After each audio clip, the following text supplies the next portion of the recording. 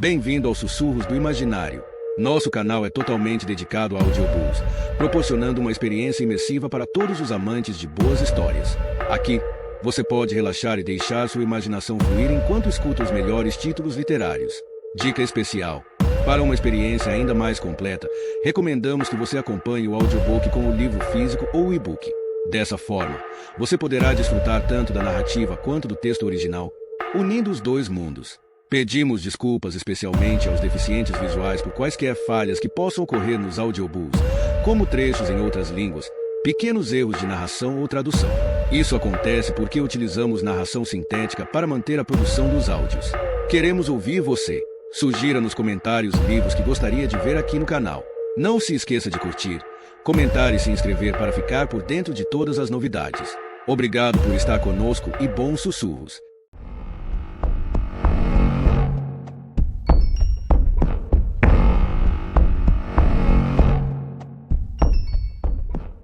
Capítulo 41. Um sofá de estilo barroco. O zelador do teatro St. George meneou a cabeça, incrédulo, e serviu mais café para Harry. Nunca vi nada parecido. Isso aqui lota toda noite. O povo enlouquece, grita e esperneia com o número da guilhotina. Está até no cartaz agora. Guilhotina mortal, como visto na TV e na imprensa. Ela já matou antes.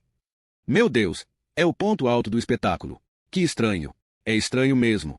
Então eles encontraram um substituto para Otto Reichnagel e apresentam o mesmo espetáculo. Mais ou menos, sim. Nunca tinham feito tanto sucesso antes, nem de longe. E quanto ao número com o gato que leva um tiro? Desistiram desse. Não fez tanto sucesso. Harry se mexeu na cadeira. O suor escorria por baixo da camisa. Nunca entendi por que eles tinham aquele número. Foi ideia de Reichnagel. Eu tinha vontade de ser pepalhaço na juventude. Por isso gosto de ficar de olho no que acontece no palco quando o circo está na necessidade.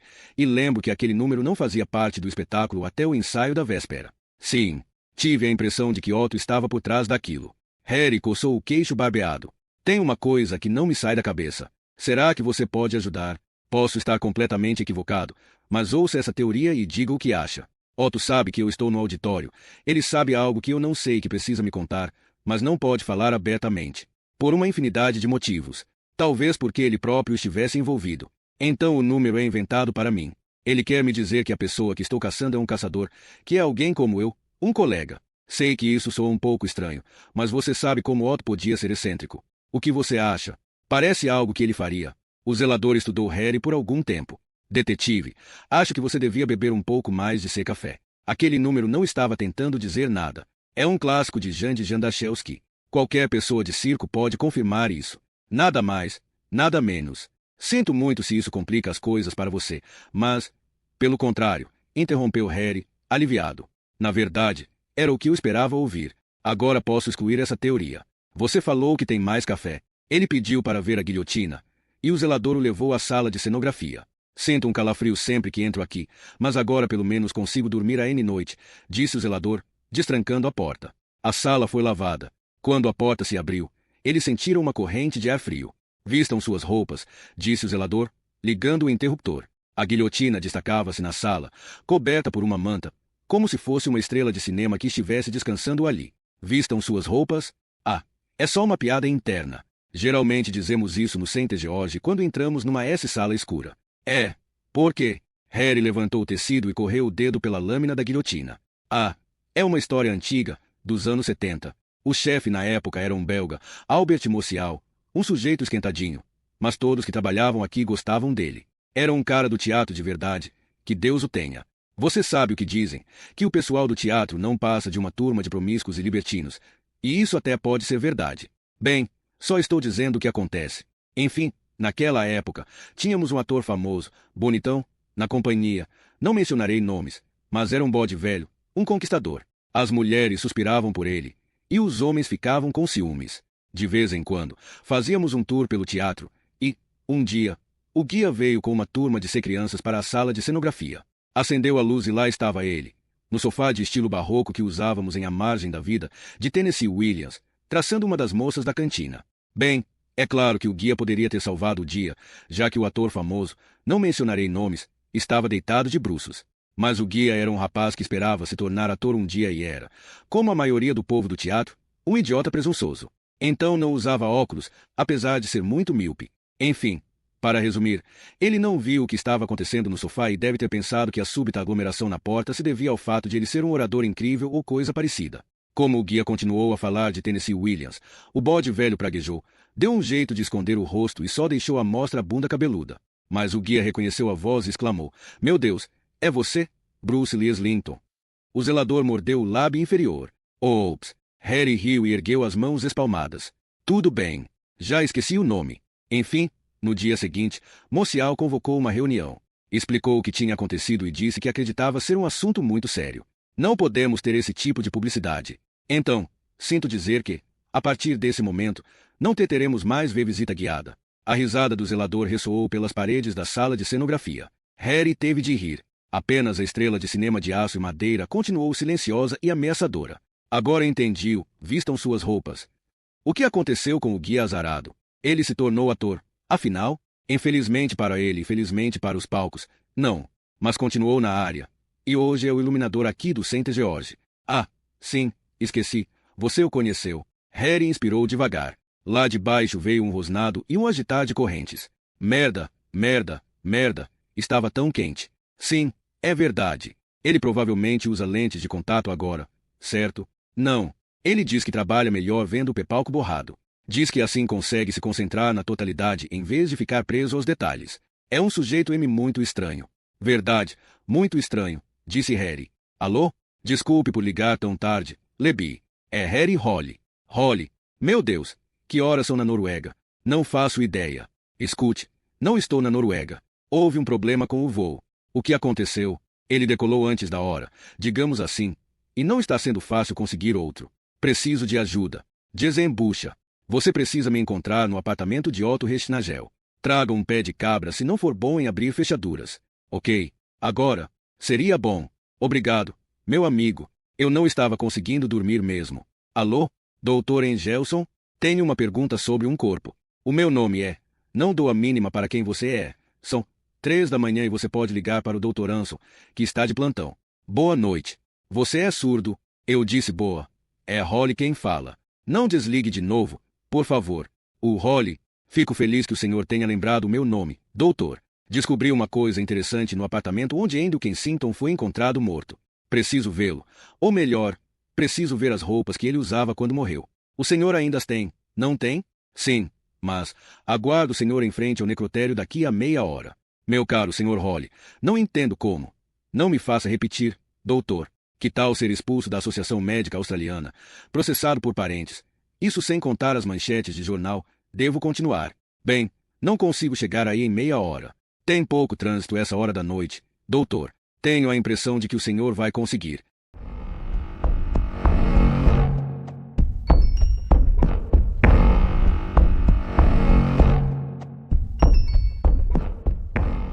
Capítulo 42. Um visitante. MC Cormac entrou na sala, fechou a porta às suas costas e assumiu seu posto em frente à janela. O clima do verão de Sydney sem dúvida era instável.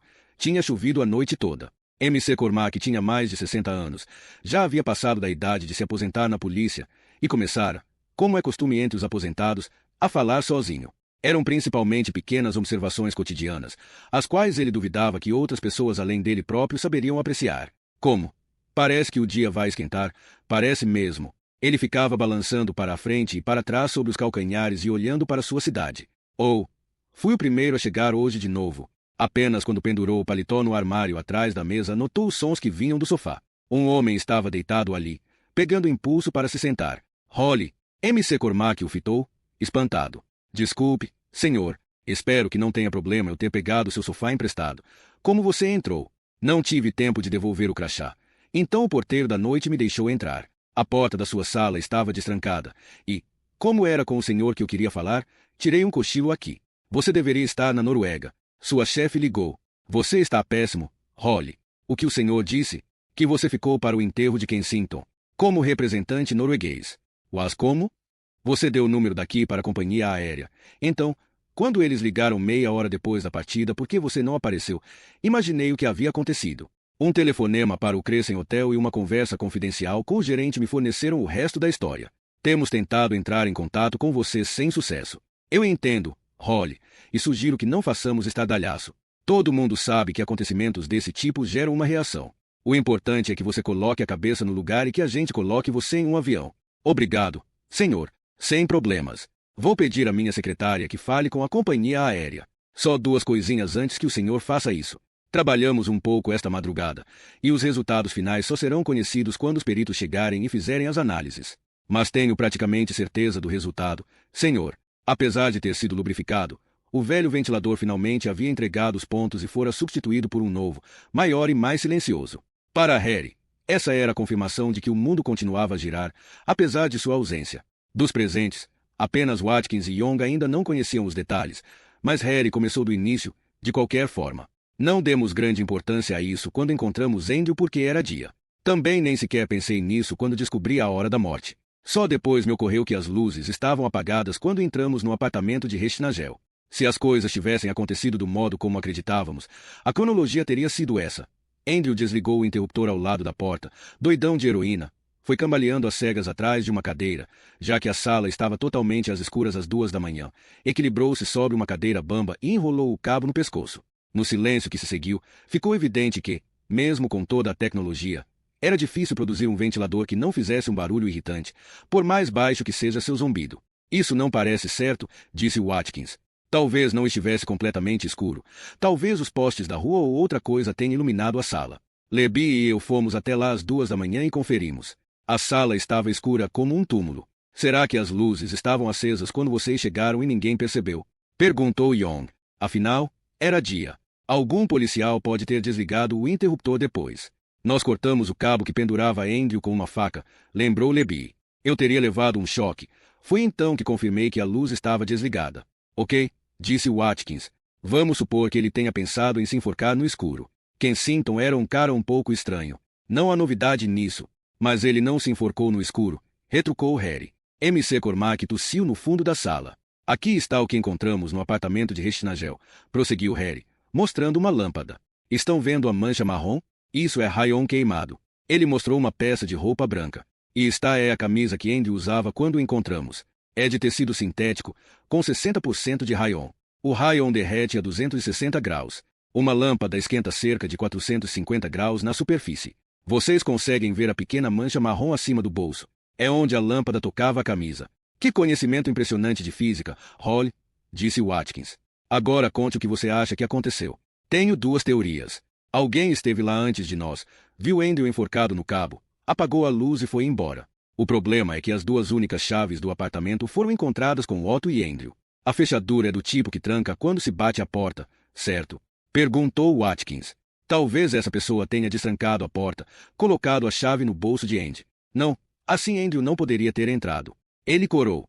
Você ainda pode ter razão, disse Harry. Minha teoria é que Andrew não tinha a chave do apartamento. Alguém que já estava lá ou chegou junto com ele abriu a porta. Alguém que estava com a outra chave. Essa pessoa estava presente quando Andrew morreu. Depois, colocou a chave no bolso dele para que parecesse que tinha entrado sozinho no apartamento. O fato de a chave não estar no chaveiro junto com as outras sugere isso. Então ela apagou a luz e fechou a porta ao sair. Silêncio. Você está dizendo que Andrew Kensington foi assassinado? Indagou Watkins. Se foi isso, como? Acho que Andrew foi forçado a injetar heroína em si mesmo, uma overdose, provavelmente sob a mira de uma arma. Por que ele não injetou a heroína em si mesmo antes de chegar? Perguntou Young. Em primeiro lugar, não acredito que um viciado calejado como Andrew subitamente tivesse uma overdose acidental. Em segundo lugar, ele não tinha heroína suficiente para uma overdose. Então por que enforcá-lo? Provocar uma overdose não é uma ciência exata. Nem sempre é fácil prever como um corpo acostumado com drogas vai reagir. Talvez ele tivesse sobrevivido tempo bastante para que alguém o encontrasse vivo.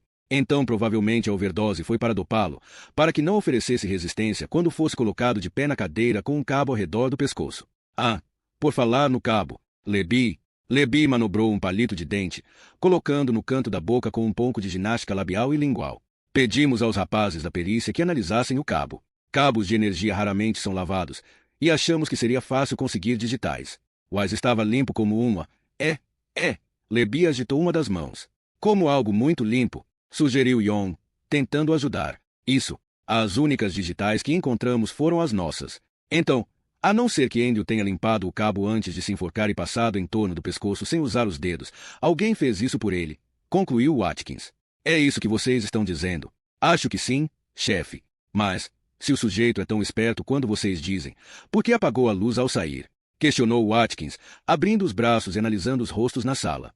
Porque é uma reação, respondeu Harry. Ele fez isso sem pensar, como as pessoas fazem, ao sair de casa, ou de uma casa da qual tem a chave, onde estão acostumadas a entrar e sair sem cerimônia. Harry se recostou na cadeira. Suava como um porco, inseguro de quanto tempo conseguiria esperar por uma bebida. Acho que o homem que procuramos é o amante secreto de Otto Restnagel. Lebi estava ao lado de Harry no elevador. Vai sair para almoçar? Acho que sim, disse Harry. Se incomoda se eu for junto? Nem um pouco. Lebi era uma boa companhia se você não quisesse falar muito. Eles encontraram uma mesa no Souterrains, na Market Street. Harry pediu um jim-beam. Lebi ergueu os olhos do cardápio.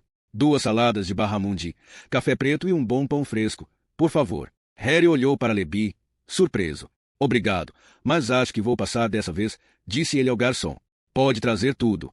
Lebi sorriu. Meu amigo vai mudar de ideia quando experimentar o barramundi de vocês. O garçom se foi, e Harry observou Lebi. Ele havia colocado as mãos sobre a mesa, os dedos bem abertos, e os observava, como se os comparasse. Quando jovem, viajei pegando carona pela costa até Cairns, ao longo da grande barreira de corais, disse ele ao dorso macio das mãos. Em um albergue, conheci 2 garotas alemãs que estavam dando a volta ao mundo. Elas alugaram um carro em Sydney e saíram por aí viajando, e me contaram em detalhes sobre todos os lugares nos quais estiveram, por quanto tempo, o motivo de terem ido e o planejamento para o restante da viagem. Ficou claro que pouquíssima coisa havia sido deixada ao acaso. Talvez seja a mentalidade alemã. Enfim, quando eu perguntei se tinham visto cangurus, elas riram e me garantiram que sim. Logicamente, ficou implícito que tinham riscado isso da sua lista de coisas a fazer.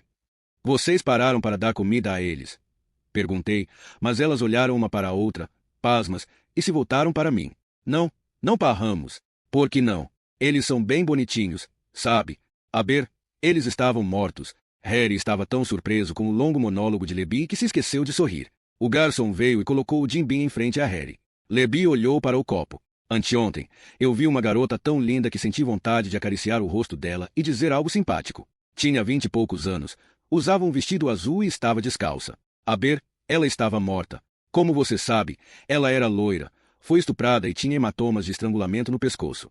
E ontem à noite sonhei que essas moças jovens, insignificantes e muito bonitas enchiam os acostamentos das estradas da Austrália inteira, de Sydney a Cairns, de Adelaide a Perth, de Darwin a Melbourne. E tudo por um único motivo. Nós tínhamos fechado os olhos porque não conseguimos encarar a verdade. Não fizemos o bastante. Nós nos permitimos ser fracos e humanos. Harry sabia aonde Lebi queria chegar. O garçom trouxe o peixe. Foi você quem chegou mais perto dele, Harry. Você colocou o ouvido no chão, e será capaz de reconhecer as vibrações dos passos dele se ele se aproximar de novo. Sempre haverá centenas de bons motivos para ficar bêbado, mas, se estiver botando as tripas para fora em um quarto de hotel, não ajudará ninguém. Ele não é humano. Então não podemos ser humanos. Temos de mostrar nossa obstinação. Temos de mostrar nossa resistência. Lebi abriu o guardanapo. Mas precisamos comer. Harry levou o copo de uísque à boca e observou Lebi ao esvaziá-lo lentamente. Então colocou o copo vazio sobre a mesa, fez uma careta e pegou o garfo e a faca. O restante da refeição passou em silêncio.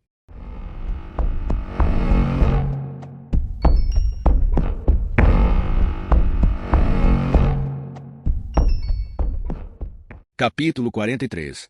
Um peixe grande. Sandra estava em seu ponto de sempre. Só o reconheceu quando ele se aproximou. Bom ver você de novo, disse, seus olhos distantes, com pupilas pequeninas. Os dois foram até o Bourbon e Bife, onde o garçom imediatamente correu até a mesa e puxou uma cadeira para ela. Harry perguntou o que Sandra queria e pediu uma coca e um uísque duplo. Céus, achei que ele ia me colocar para fora, disse ela, aliviada. Sou meio que um cliente da casa, justificou Harry. Como vai sua namorada? Birgitta? Harry ficou em silêncio por um instante. Não sei. Ela não quer falar comigo. Sentindo-se péssima. Assim espero. Por que você espera que ela esteja se sentindo péssima? Porque espero que ela me ame, é claro. Sandra soltou uma risada rouca. E como vai você, Harry Holly? Péssimo. Harry deu um sorriso triste. Mas pode ser que eu me sinta muito melhor se conseguir pegar um assassino. E você acha que eu posso ajudar? Sandra acendeu um cigarro. Seu rosto parecia ainda mais pálido e cansado que antes. Se é que isso era possível, as pálpebras estavam avermelhadas. Somos sósias, disse Harry, apontando para o reflexo deles na janela escura ao lado da mesa. Sandra permaneceu em silêncio. Eu lembro, ainda que um pouco vagamente, que Brigitte atirou sua bolsa na cama e todo o conteúdo dela caiu. A princípio, achei que você carregasse um pequinês aí dentro. Harry fez uma pausa. Diga, por que precisa de uma peruca loira? Sandra olhou pela janela. Na verdade, ela olhou para a janela, provavelmente para o reflexo dos dois. Um cliente comprou para mim. Queria que eu usasse quando estava comigo. Quem? Esqueça, Harry. Não vou contar. Não há muitas regras na minha profissão, mas ficar de bico fechado com relação aos clientes é uma delas. E é uma boa regra. Harry suspirou. Você está com medo? Disse. Os olhos de Sandra soltaram faíscas. Nem tente fazer isso, Harry. Você não vai conseguir nada comigo, ok? Você não precisa dizer quem é, Sandra. Eu sei. Só queria ver se você ficaria com medo de me contar. Eu sei, repetiu Sandra, claramente furiosa. E como você sabe então? Vi a pedra rolar da sua bolsa, Sandra. O cristal verde. Reconheci o símbolo pintado nele. Ele deu essa pedra a você. É da loja da mãe dele, o Palácio dos Cristais. Sandra cravou os grandes olhos negros em Harry. Sua boca vermelha se contraiu em um sorriso desdenhoso. Harry segurou o braço dela com delicadeza. Por que você está com tanto medo de Evans White, Sandra? Por que não o entrega para nós? Sandra puxou o braço. Voltou a se virar para a janela. Harry esperou. Ela fungou. E Harry lhe deu o lenço que, inexplicavelmente, trazia no bolso. Há muitas pessoas que se sentem péssimas, você sabia? Sussurrou ela algum tempo depois. Seus olhos estavam ainda mais vermelhos quando se voltaram para ele. Sabe o que é isso? Ela puxou a manga do vestido e mostrou um antebraço branco com marcas vermelhas feias, algumas com cascas de ferida. Heroína? Morfina, respondeu Sandra. Pouca gente em Sydney consegue arrumar, então a maioria acaba na heroína, de qualquer forma. Mas eu sou alérgica à heroína. Meu corpo não aguenta. Já usei e quase morri. Então meu veneno é a morfina. E, no ano passado, havia apenas uma pessoa em King's Cross capaz de fornecê-la em quantidade suficiente. O pagamento dele é uma espécie de encenação. Eu me maquio e uso uma peruca. Por mim, tudo bem. Estou me lixando para a tara dele, contanto que consiga o que preciso. Enfim, há malucos piores do que os que querem que você se vista como a mãe deles. Mãe, acho que ele odeia a mãe. Ou a ama mais que o normal. Um dos dois, não sei ao certo. Ele se recusa a falar a respeito, e Deus sabe que eu também não quero discutir o assunto. Ela deu um riso cansado. Por que você acha que ele a odeia? Nas últimas vezes, ele foi mais bruto que o habitual. Ele me deixou com hematomas. No pescoço, Sandra balançou a cabeça negativamente. Ele tentou. Pouco depois que a notícia do assassinato da garota norueguesa saiu no jornal. Ele colocou as mãos em volta do meu pescoço e disse para eu ficar quieta e não ter medo. Não pensei mais nisso depois. Por que não? Sandra deu de ombros. As pessoas são influenciadas pelo que leem. Veja 9 Semanas e Meia de Amor, por exemplo. Quando estava em cartas nos cinemas, um monte de clientes queria que a gente engatinhasse nua enquanto eles olhavam. Péssimo filme, disse Harry. O que aconteceu? Ele colocou as mãos em volta do meu pescoço, com os polegares mais ou menos sob as cordas vocais. Nada violento. Mas tirei a peruca e falei que não topava aquele jogo. Ele caiu em si e disse que estava tudo bem, que foi só uma coisa passageira, que não significava nada. E você acreditou nele. Sandra deu de ombros. Você não imagina o quanto alguns instantes de lucidez podem afetar a forma como você vê as coisas, disse ela, terminando o uísque. Ah, não?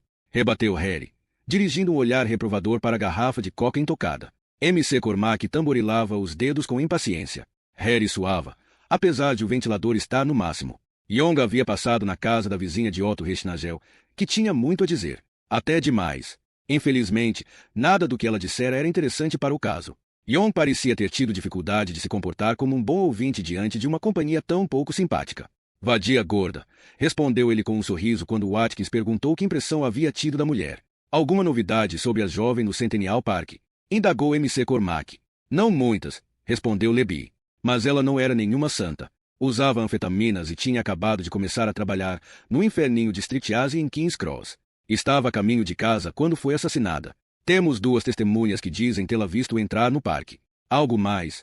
Até agora não, senhor. Harry, qual é a sua teoria? Perguntou MC Cormac, enxugando o suor. A mais recente, murmurou Watkins, alto bastante para que todos ouvissem. Bem, começou Harry. Não encontramos a testemunha que Andrew disse ter visto Evans White em Nimbin no dia em que Engerouté foi assassinada. O que sabemos agora é que White sente uma atração especial por loiras, que teve uma infância instável e que pode ser interessante investigar seu relacionamento com a mãe. Ele nunca teve um emprego ou residência fixa, e por isso é difícil acompanhar seus movimentos. Não é impossível que tivesse um relacionamento secreto com Otto Reichnagel e não é inconcebível que tenha acompanhado Otto em suas viagens. Ele pode ter se hospedado num hotel e feito suas vítimas onde quer que as encontrasse. Isso é uma teoria? É claro. Talvez o serial killer seja Otto, especulou Watkins. Talvez outra pessoa tenha matado Reichnagel e Kensington, alguém que não tinha nada a ver com os outros assassinatos. Centennial Park, lembrou Leby. Esse é o nosso serial killer. Apostaria tudo que tenho. Não que eu tenha muito a perder. Leby está certo, concordou Harry. Ele ainda está por aí em algum lugar. Ok? Disse MC Cormac.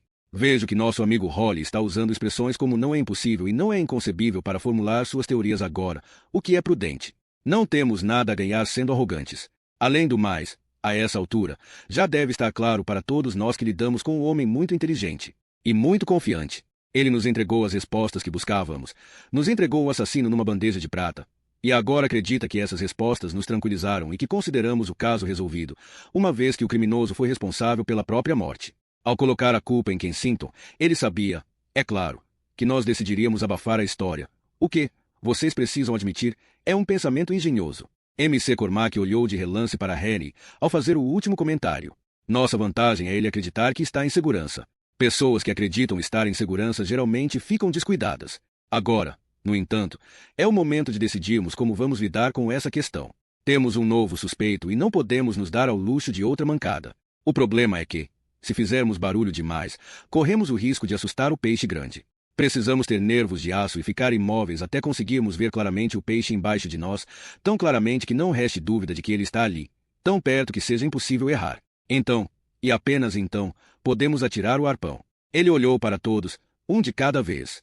Todos assentiram, confirmando o indiscutível bom senso do chefe. Discordo, disse Harry. Os outros se voltaram para ele. Vejam, existe outra forma de pegar o peixe sem fazer barulho, prosseguiu Harry. Com linha, anzol e uma isca que sabemos que ele não vai recusar.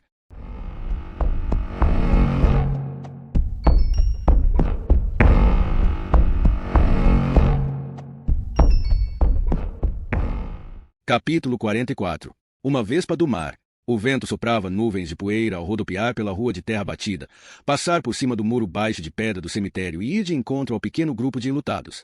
Harry precisou semicerrar os olhos para evitar as partículas de poeira, e o vento fazia com que camisas e barras de ternos tremulassem, fazendo com que, à distância, o grupo parecesse dançar sobre o túmulo de Andrew Kensington. Vento dos infernos, sussurrou Watkins durante o sermão do padre. Harry pensou na escolha de palavras de Watkins, esperando que estivesse enganado. É claro que era difícil dizer de onde vinha o vento, mas ele certamente estava com pressa. E, se estivesse ali para levar a alma de Andrew Kensington, ninguém podia dizer que não encarava o trabalho com seriedade. As páginas dos livros de oração esvoaçavam, a lona verde cheia de terra ao lado da cova se agitava, e quem não tinha chapéu para segurar observava penteados elaborados se desfazerem e carecas disfarçadas apenas por um fiapo de cabelo se revelarem. Harry não escutava o padre. Fitava o outro lado da cova com os olhos semicerrados. Os cabelos de Birgitta esvoaçavam como um jato vermelho de fogo. Ela sustentou o olhar de Harry com uma expressão vazia. Uma senhora grisalha estava sentada, tremendo, em uma cadeira, com uma bengala no colo. Sua pele era amarelada, e a idade era incapaz de trair o rosto equino distintamente britânico. O vento levantava a aba de seu chapéu. Harry ficará sabendo que era a mãe adotiva de Andrew, mas ela era tão velha e frágil que mal havia registrado suas condolências do lado de fora da igreja, apenas assentira, murmurando uma frase incompreensível vezes a fio. Atrás dela estava de pé uma mulher negra mignon, quase escondida, de mãos dadas com duas meninas. O padre lançou a terra na cova à moda luterana. Harry tinha sido informado de que Andrew pertencia à igreja anglicana, que, ao lado da igreja católica, era de longe a maior da Austrália, mas ele, que havia comparecido a poucos enterros, seria incapaz de dizer se aquela cerimônia era muito diferente das realizadas na Noruega. Até mesmo o clima era igual. Quando enterraram sua mãe, turbulentas nuvens cinza-azuladas perseguiam umas às outras acima do cemitério, mas felizmente estavam apressadas demais para que chovesse. Fazia sol no dia em que enterraram Rony. Harry, no entanto, estava no hospital com as cortinas fechadas, porque a luz lhe dava dor de cabeça. Assim como hoje, policiais constituíam a maioria dos presentes. Talvez tenham cantado o mesmo hino no final, mais perto, meu Deus, de ti. O grupo se dispersou. As pessoas começaram a ir em direção aos seus carros, e Harry foi atrás de Birgitta. Ela parou para que ele a alcançasse. Você parece mal, disse ela, sem erguer o olhar. Você não sabe como eu fico quando estou mal, rebateu ele. E você não parece mal quando está mal. Só estou dizendo que você parece mal. Você está mal, Uma rajada de vento soprou a gravata de Harry, que voou e cobriu seu rosto. Talvez eu esteja mal. Não muito mal. Você parece uma água-viva com essa cabeleira voando no meu rosto. Harry tirou uma mecha vermelha da boca. Birgitta sorriu. Você devia agradecer aos céus por eu não ser uma vespa do mar. Uma o quê? Uma vespa do mar? Repetiu Birgitta. São muito comuns na Austrália. O veneno delas é pior que o de uma água-viva comum. Vespa do mar. Harry ouviu uma voz familiar às suas costas. Ele se virou. Era Tovo-Omba. Como vai? Cumprimentou Harry, e explicou que o cabelo de Birgitta soprando em seu rosto havia trazido à tona a comparação. Bem, se fosse uma vespa do mar, teria deixado vergões vermelhos em seu rosto, e você estaria gritando como um homem que levou 20 chibatadas, explicou Tovo-Omba. E em poucos segundos desmaiaria. O veneno paralisaria seu sistema respiratório. Você teria dificuldade de respirar e, se não fosse socorrido imediatamente, teria uma morte extremamente dolorosa. Harry ergueu as mãos espalmadas em um gesto defensivo. Obrigado. Já houve mortes o bastante por hoje. Tovo-Omba assentiu. Ele estava de smoking preto de seda e gravata borboleta, e notou o olhar de Harry. É o mais próximo que eu tenho de um terno. Aliás, herdei dele. Tovo-Omba fez um gesto de cabeça para o túmulo. Não recentemente, mas há muitos anos. Andrew disse que tinha ficado pequeno. Conversa fiada, é claro. Ele não queria admitir. Mas eu sabia que tinha comprado para usar no banquete após a final do campeonato australiano. Provavelmente esperava que a roupa experimentasse comigo o que nunca experimentou com ele. Os três caminhavam pela rua de cascalho. Carros passavam devagar. Posso fazer uma pergunta pessoal? Tovo-Omba. Quis saber, Harry. Acho que sim. Para onde você acha que Andrew foi? Como assim? Você acha que a alma dele vai lá para cima ou lá para baixo? Tovo-Omba adotou uma expressão séria. Sou um homem simples, Harry. Não sei muito sobre esse tipo de coisa e não sei muito sobre almas. Mas sei algumas coisas a respeito de Andrew Kensington. Se existe alguém lá em cima, e se esse alguém quiser boas almas, é para lá que Andrew vai. Ele sorriu. Mas, se existe algo lá embaixo, acho que é onde Andrew preferiria estar. Ele odiava lugares chatos. Eles riram baixo. Mas, já que é uma pergunta pessoal, Harry, darei uma resposta pessoal. Acho que os antepassados de Andrew e os meus tinham razão. Eles tinham uma visão sóbria da morte. Por outro lado, é verdade que muitas tribos acreditavam na vida após a morte, algumas em reencarnação, que a alma vaga de ser humano em ser humano, e outras que as almas podem voltar como fantasmas. Certas tribos acreditavam que as almas dos mortos podiam ser vistas no firmamento como estrelas. E por aí vai. Mas o ponto em comum é que os seres humanos, mais cedo ou mais tarde, depois de todos esses estágios, tinham uma morte propriamente dita, final, definitiva. Ponto. Você se torna um monte de pedras, e é isso. Não sei porquê, mas gosto da ideia. Essas perspectivas de eternidade são cansativas demais. Você não acha? Eu acho que Andrew deixou bem mais do que um smoking para você, disse Harry. Tovo-Omba riu. É assim tão evidente. Falou igual ao seu mestre. O cara devia ter sido padre. Eles pararam ao lado de um carro pequeno e empoeirado, que obviamente era de Tovo-Omba. Escute, talvez eu precise de alguém que conhecia Andrew, disse Harry, reagindo a uma intuição. Que sabia como ele pensava. Porque fez o que fez. Ele se impertigou, e os olhos dos dois se encontraram. Acho que alguém matou Andrew. Que bobagem! Explodiu Tovo-Omba. Você não acha? Você sabe. Todos que conheciam Andrew sabem que ele nunca deixaria uma festa por vontade própria. Para ele, a vida era a maior festa que existia. Não conheço ninguém que amasse mais a vida do que ele, independentemente do que ela o fez sofrer. Ele teve muitas oportunidades e motivos para dar o fora, se quisesse. Então nós concordamos, disse Harry. Você consegue falar comigo nesse número, disse Tovo-Omba, rabiscando numa caixa de fósforos. É um celular. Tovo-Omba seguiu seu caminho no velho Holden branco. Birgitta e Harry ficaram ali por um instante, olhando, até Harry sugerir que eles pegassem uma carona para o centro com um dos colegas da polícia. Mas parecia que a maioria já tinha ido embora. Então o magnífico Buick antigo estacionou na frente deles. O motorista abriu a janela e colocou para fora um rosto vermelho com um nariz impressionante. Parecia uma batata formada por vários tubérculos, que cresceram muito e se tornaram um só. Estava ainda mais vermelho que o restante do rosto, se é que isso era possível, com uma profusa rede de veias finas. Estão indo para a cidade, pessoal? Perguntou o nariz e pediu que entrassem no carro. Meu nome é Jim Connolly. Esta é minha esposa, Cláudia, disse ele depois que os dois se acomodaram no espaçoso banco de trás. Um pequeno rosto moreno com um sorriso radiante se voltou para eles do banco da frente.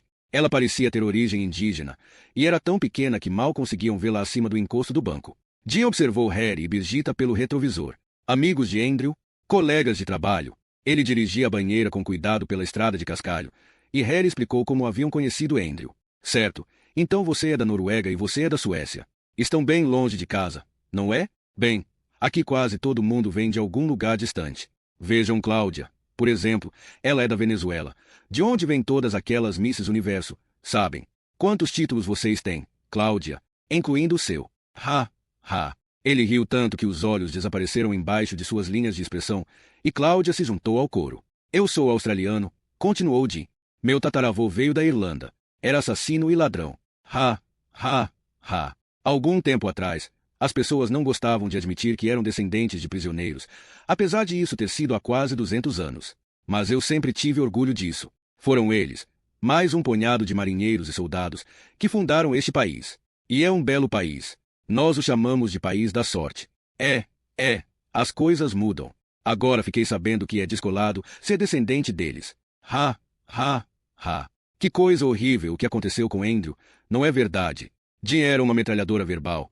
E Harry e Birgitta não conseguiram contribuir muito com a conversa antes que o homem voltasse a tagarelar. E, quanto mais rápido falava, mais devagar dirigia. Como David Bowie no velho toca-fitas de Harry. Há alguns anos, ele tinha ganhado um gravador à pilha do pai. Quanto mais aumentava o volume, mais lenta ficava a fita. Andrew e eu lutamos boxe juntos na equipe de Jim Chivers. Sabiam que ele nunca quebrou o nariz? Não, senhor, ninguém jamais tirou sua virtude pugilística. Eles têm nariz de batata, esses aborígenes. Talvez por isso ninguém tenha pensado no assunto. Mas Andrew era forte e saudável. Tinha um nariz saudável e um coração saudável. Bem, tão saudável quanto um coração pode ser quando se é raptado pelas autoridades logo depois do nascimento. E o coração dele também sofreu um grande baque depois da confusão, durante o campeonato australiano em Melbourne. Acho que vocês ouviram falar disso, não? Ele perdeu muita coisa. Agora iam a menos de 40 por hora. O campeão? Campbell. Bem, a garota dele estava caidinha por Andrew, de 4, mas provavelmente ela sempre foi tão linda que nunca havia experimentado uma rejeição até então. Caso contrário, tudo teria sido muito diferente. Quando ela bateu à porta do quarto de Andrew no hotel naquela noite e ele educadamente pediu que fosse embora, ela não conseguiu suportar. Foi direto até o namorado e disse que Andrew a havia agarrado à força. Ligaram para o quarto dele e pediram que fosse até a cozinha. Ainda correm alguns boatos sobre a briga. A vida de Andrew tomou outro rumo depois daquilo. Mas nunca acertaram o nariz dele. Ha, ha, ha. Vocês são um casal. Não exatamente, Harry conseguiu dizer. Não é o que parece, retrucou Jim, olhando-os pelo retrovisor. Talvez vocês ainda não saibam, mas, apesar de parecerem um pouco abatidos hoje pela gravidade das circunstâncias, há um brilho aí. Corrijam-me se eu estiver enganado, mas vocês parecem Cláudia e eu quando éramos jovens e apaixonados, como nos primeiros 20 ou 30 anos. Agora, somos só apaixonados. Ha, ha, ha. Cláudia olhou para o marido com olhos cintilantes. Conheci Cláudia em uma dessas feiras que acontecem pelo país. Ela se apresentava como contorcionista. Até hoje ainda consegue se dobrar como um envelope. Não sei o que estou fazendo com esse buíque enorme. Ha, ha, ha. Eu a cortejei todos os dias por mais de um ano antes que ela se dignasse a permitir que eu a beijasse.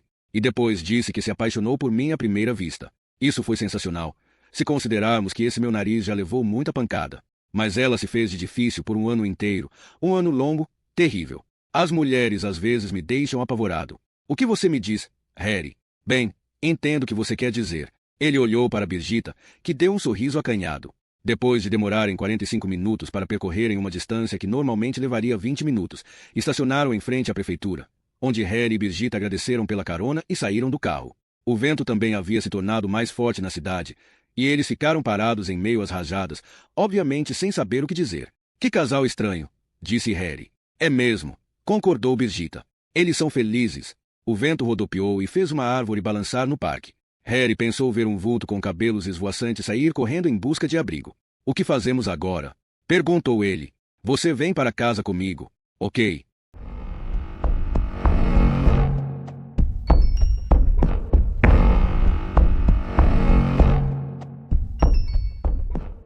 Capítulo 45. Acerto de contas. Birgitta enfiou um cigarro entre os lábios de Harry e o acendeu. Muito merecido, disse. Harry refletiu por um instante. Não se sentia nada mal. Puxou o lençol para se cobrir. Você está envergonhado? Birgitta riu. Só não gosto dos seus olhos cheios de luxúria em mim. Você pode não acreditar, mas, na verdade, eu não sou uma máquina. Sério.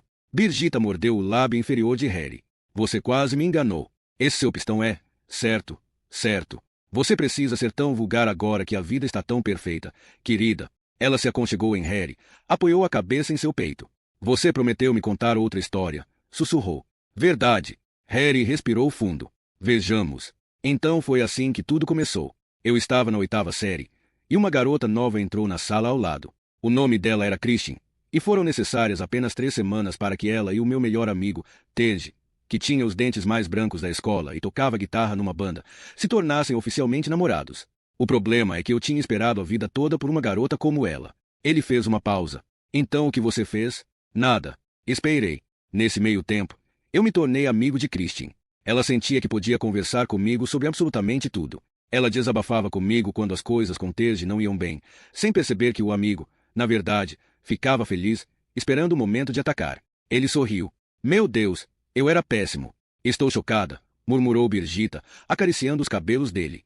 Um amigo convidou a nossa turma para ir à fazenda dos avós dele no mesmo fim de semana que a banda de Tej tinha um show. Bebemos vinho caseiro, e Christian e eu passamos boa parte da noite conversando no sofá. Depois de algum tempo, decidimos explorar a casa e subimos até o sótão.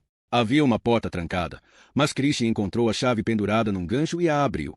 Deitamos lado a lado sobre o edredom em uma cama de dossel mínima. Nas dobras do tecido havia uma camada de algo preto, e eu dei um pulo quando vi que eram moscas mortas. Devia haver milhares. Eu me deparei com o rosto dela perto do meu, cercado de moscas mortas no travesseiro branco, banhado pela luz azulada da lua, grande e redonda do outro lado da janela, fazendo a pele dela parecer transparente.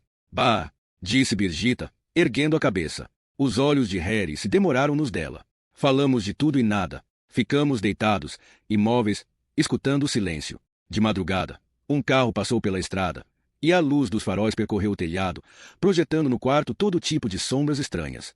Christian terminou com Tej 2 dias depois. Harry virou, ficando de costas para Birgitta. Ela se aninhou a ele. O que aconteceu depois? Casanova. Christian e eu começamos a nos encontrar em segredo. Até não ser mais segredo. Como Tej encarou a situação? Bem, às vezes, as pessoas reagem de forma padrão. Tej disse aos amigos que escolhessem, ele ou eu. Acho que foi uma vitória esmagadora. A favor do cara com os dentes mais brancos da escola. Deve ter sido horrível. Você se sentiu sozinho? Não sei o que foi pior. Ou de quem eu tinha mais pena. De Tej ou de mim mesmo. Pelo menos você e Christian tinham um ao outro. Verdade, mas parte da magia havia acabado. A garota ideal não existia mais. Entende? Como assim? Eu estava com uma garota que tinha trocado um cara pelo melhor amigo dele. E, para ela, você era o cara que não teve escrúpulo nenhum e usou o melhor amigo para se aproximar. Exatamente. E isso sempre estaria entre nós. Superficialmente, talvez, mas mesmo assim sempre haveria o desprezo mútuo, velado. Como se fôssemos cúmplices em um assassinato ultrajante. Então vocês precisaram se contentar com um relacionamento que não era perfeito. Bem-vindo à realidade. Não me entenda mal. Acho que nossos pecados acabaram nos unindo. Acho que nos amamos de verdade por algum tempo. Alguns dias eram perfeitos. Como gotas de água. Como uma bela pintura. Birgitta riu. Gosto quando você fala, Harry. Seus olhos parecem se iluminar quando diz coisas assim. Como se voltasse no tempo. Você sente vontade de voltar? Para Christian? Harry pensou. Talvez sinta vontade de voltar ao tempo em que estávamos juntos, mas para Christian, as pessoas mudam. Aquela pessoa de quem sentimos saudade pode não existir mais. Que diabos, todos nós mudamos. Não mudamos. Depois que vivemos aquele instante, é tarde demais. Você não pode ter de volta a sensação de vivenciar a mesma coisa pela primeira vez. É triste, mas a vida é assim. Como amar pela primeira vez? Perguntou Birgitta em voz baixa. Como amar, pela primeira vez? Disse Harry, acariciando o rosto dela. Então respirou fundo outra vez. Preciso pedir uma coisa a você, Birgitta. Um favor. A música era ensurdecedora, e Harry precisava se curvar para ouvir o que ele dizia. Tandy se derramava em elogios à sua nova estrela em ascensão, Melissa, que tinha 19 anos. Naquele exato momento, botava fogo na casa. O que não era um exagero, Harry precisava admitir. Boca a boca. É isso que faz as coisas acontecerem. Entende? Disse Tandy. Você pode divulgar o quanto quiser, mas, no fim, existe apenas uma coisa que vende, o boca a boca. E o boca a boca obviamente tinha sido bem sucedido, porque, pela primeira vez em um bom tempo, a casa estava quase lotada. Ao fim do número de cowboy de Melissa, os homens aplaudiram de pé, e até mesmo a minoria feminina bateu palmas educadamente. Veja, continuou Tandy, isso não é porque ela apresentou um número novo, isso é striptease clássico. Uma dúzia de garotas já fez o mesmo número aqui sem ninguém prestar atenção. O motivo para hoje ser diferente é inocência e emoção. Por experiência própria, no entanto, Tandy sabia que tais ondas de popularidade infelizmente eram uma fase passageira. Por um lado, o público sempre estava à procura de algo novo. Por outro, esse ramo tem a terrível tendência de consumir as próprias crias. Bom striptease requer entusiasmo. Entende? Berrou Tandy acima da batida disco. Poucas garotas conseguem manter o entusiasmo, por mais que se esforcem. 4 shows todo santo dia? Porra! Você perde o interesse e esquece a plateia. Já vi acontecer muitas vezes. Não importa o quanto você é popular, um olho treinado consegue ver quando uma estrela está se apagando. Como? Bem, elas são dançarinas, não são? Precisam ouvir a música, entrar no clima, sabe? Quando estão nervosas e um pouco fora do ritmo, não é porque estão entusiasmadas demais. Muito pelo contrário, é um sinal de que estão de saco cheio e querem acabar aquilo o quanto antes. E, inconscientemente, elas ficam mais contidas em seus movimentos, deixando-os mais sugestivos que completos. É a mesma coisa com um cara que contou a mesma piada muitas vezes. Ele passa a omitir os detalhes pequenos mas vitais que fazem você rir. Não há muito o que fazer sobre esse tipo de coisa. A linguagem corporal não mente, e a plateia vê isso, sabe? As garotas têm consciência do problema e, para apimentar o show, para melhorar a situação, tomam os tragos antes de subirem ao palco. Às vezes bebem mais do que deveriam. E então, Tandy levou um dedo a uma narina e aspirou. Harry assentiu. Conhecia aquela história. Elas descobrem o pó, que, ao contrário do álcool, dá uma energizada e, segundo ouvem dizer, ajuda a controlar o peso. Logo passam a cheirar mais para ter o barato que precisam para dar seu melhor toda noite. Logo não conseguem subir ao palco sem ele. E logo os efeitos ficam visíveis, e elas percebem que estão perdendo a concentração e passam a odiar a plateia bêbada e seus gritos e assobios. E então, uma noite, abandonam o palco pisando forte. Furiosas e as lágrimas. Discutem com o gerente, tiram um fim de semana de folga e depois voltam. Mas não conseguem mais sentir a atmosfera. Não conseguem sentir aquela chama interior que as ajudou a encontrar o tempo certo das coisas. O público, insatisfeito, vai embora. E, no fim, é hora de ir para as ruas e seguir em frente. Sim, Ted sabia bem do que estava falando. Mas tudo aquilo estava no futuro. Agora, era hora de tirar o leite de sua vaca, que naquele exato momento estava no palco com os olhos bem abertos e as tetas estourando de tão cheias.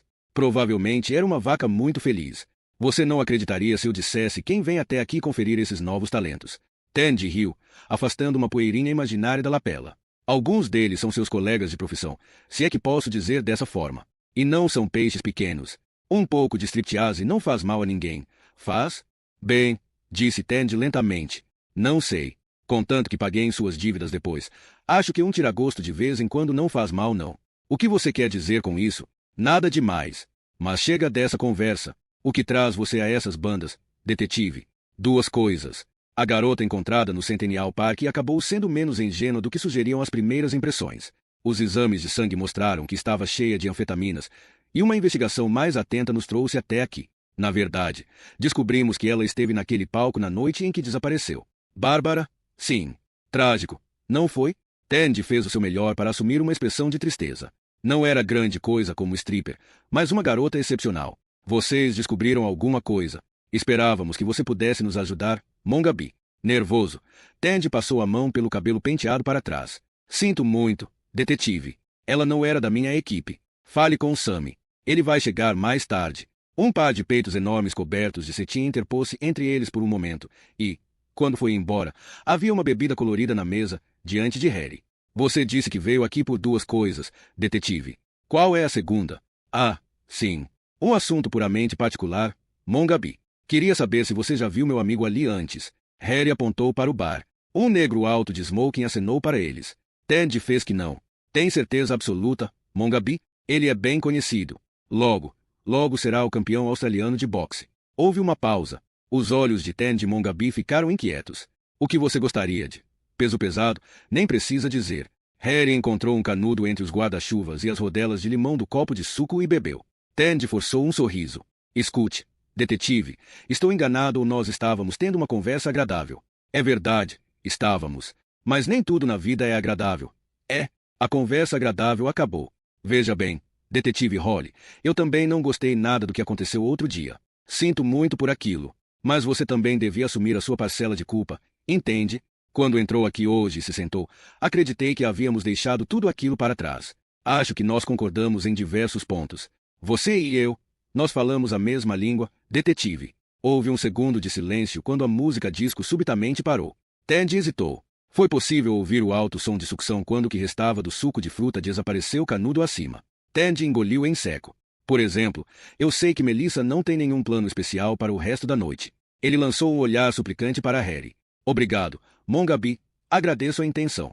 Mas simplesmente não tenho tempo agora. Preciso resolver esse assunto, então vou embora. Ele tirou um cacetete preto da polícia de dentro da jaqueta. Estamos tão ocupados que eu nem sei se tenho tempo de matar você como se deve, disse Harry. Que diabos? Harry se levantou. Espero que Geoff e Ivan estejam de serviço hoje à noite. Meu amigo está muito ansioso para conhecê-los. Entende? Ted ficou de pé com esforço. Feche os olhos, ordenou Harry, e o golpeou.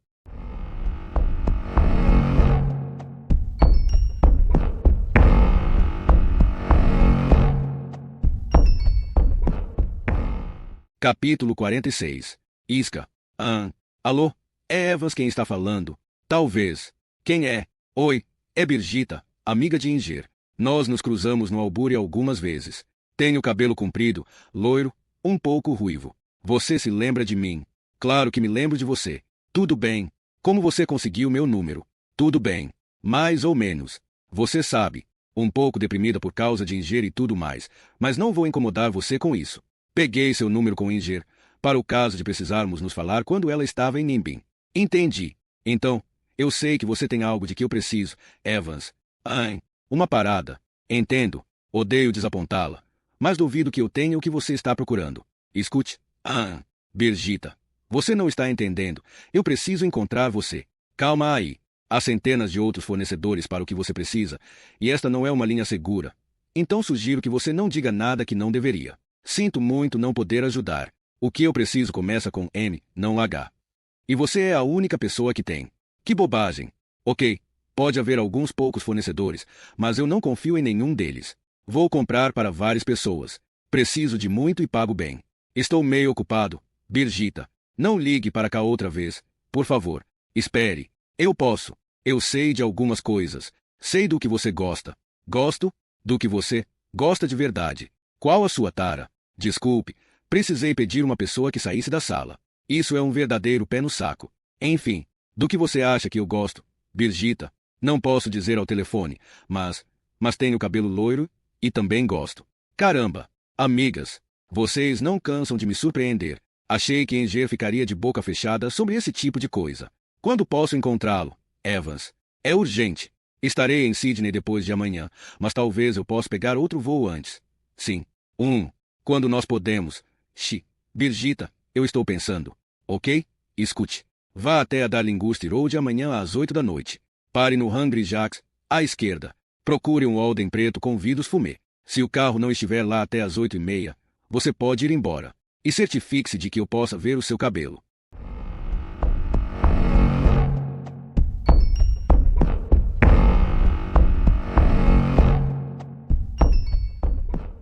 Capítulo 47. Dados. A última vez? Bem, Christine me ligou do nada uma noite. Estava um pouco bêbada, acho. Me deu um sermão por alguma coisa, não lembro o que. Por destruir a vida dela, provavelmente. Christine tinha a tendência de achar que as pessoas à sua volta estavam sempre destruindo o que ela planejava com tanto cuidado. É sempre assim com garotas que passaram tempo demais sozinhas brincando de boneca, eu acho. Talvez. Mas, como eu disse, não lembro. Naquela época, eu quase nunca estava sóbrio. Harry apoiou os cotovelos na areia e ficou admirando o mar. As ondas subiam, as cristas ficavam brancas, e a espuma pairava no ar por um segundo antes de cair, reluzindo ao sol como vidro triturado antes de bater nos rochedos da praia de Bondi. Mas eu a vi mais uma vez. Ela me visitou no hospital depois do acidente. A princípio, quando abri os olhos, pensei que estivesse sonhando ao vê-la ao lado da minha cama, pálida, quase transparente. Estava tão linda quanto na primeira vez que a vi. Birgitta o beliscou no quadril. Estou indo longe demais? De jeito nenhum. Continue. Ela estava deitada de bruços, dando risadinhas. Como assim? Você devia sentir um pouco de ciúme quando eu falo de uma antiga paixão. Mas, quanto mais entro nos detalhes do meu passado romântico, mais você parece gostar. Birgitta olhou para ele por cima dos óculos escuros. Gosto de saber que o meu policial machão teve uma vida emocional. Apesar de ter sido há algum tempo. Há algum tempo. Como você chamaria isso aqui então? Ela riu. Isso aqui é um romance de verão maduro e consciente, que não é tão intenso, mas tem sexo bastante para valer o esforço. Isso não é verdade, Birgitta, e você sabe. Sim, é, mas tudo bem, Harry. Está ótimo por enquanto. Continue a história. Se os detalhes ficarem íntimos demais, eu digo. De qualquer forma, vou me vingar quando falar do meu ex-namorado. Birgitta fez uma dancinha na areia com uma expressão satisfeita. Dos ex-namorados, quero dizer. Harry espanou a areia das costas brancas dela. Você tem certeza de que não vai ter uma insolação? Com esse sol e a sua pele. Foi você que passou protetor solar em mim. Errou. Só estou me perguntando se o fator é alto o suficiente para proteger sua pele. Ok? Esqueça. Só não quero que você se queime demais. Harry olhou para a pele sensível de Birgitta. Quando havia pedido o favor, ela dissera que sim de pronto, sem qualquer hesitação. Relaxe, papai, e conte a história. O ventilador não estava funcionando. Que merda! Essa porcaria é novinha em folha. Exclamou Watkins, dando uma pancada no aparelho e apertando repetidamente o botão de ligar e desligar. Em vão. Não passava de um trambolho de alumínio silencioso e circuitos elétricos mortos. MC Cormac gemeu. Esqueça, Lowry. Peça um novo a Laura. Hoje é o dia D. E temos coisas mais importantes para resolver. Lowry, irritado, Watkins deixou o ventilador de lado. Está tudo pronto, senhor. Teremos 3 carros na área. A senhorita Enquist estará equipada com um radiotransmissor para acompanharmos sua localização a qualquer momento, além de uma escuta, para ouvirmos e avaliarmos a situação. O plano é que ela o leve para o apartamento dela, onde Holly, Lebi e eu estaremos posicionados no armário do quarto, na sacada e no hall, respectivamente. Se algo acontecer no carro ou eles forem para algum outro lugar, os 3 carros o seguirão. Tática. Young ajeitou os óculos. O trabalho dela é fazer com que ele diga algo sobre os assassinatos, senhor. Ela o pressionará dizendo que irá procurar a polícia e contar o que Engerouter falou sobre os hábitos sexuais dele. Se ele tiver certeza de que ela não tem como escapar, pode abrir o jogo. Quanto tempo precisamos esperar antes de entrarmos em ação? Até gravarmos provas suficientes. Na pior das hipóteses, até que ele bote as mãos na senhorita Enquist. Riscos. Eles existem, é claro, mas estrangular uma pessoa não é um processo rápido. Estaremos a segundos de distância da senhorita Enquist em todas as etapas. E se ele estiver armado? Young deu de ombros. Pelo que sabemos, esse seria um comportamento atípico. Senhor. MC Cormac se levantou e começou a andar de um lado para o outro na pequena sala. Harry se lembrou de um velho leopardo que vira no zoológico quando menino. A jaula era tão pequena que o animal mal cabia nela.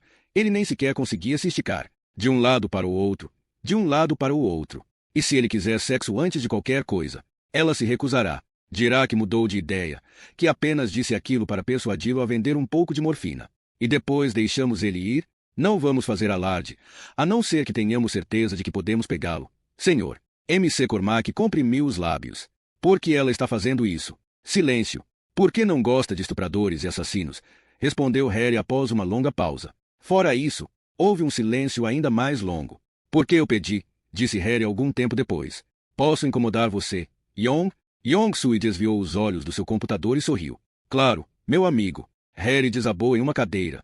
O ocupado policial continuou a digitar, mantendo um olho na tela e outro nele. Seria bom se isso ficasse entre nós, Young, mas eu não tenho mais certeza. Young parou de digitar. Não acho que Evans White seja o nosso homem, prosseguiu Harry. Young parecia perplexo. Por quê? É um pouco difícil de explicar, mas não consigo tirar algumas coisas da cabeça.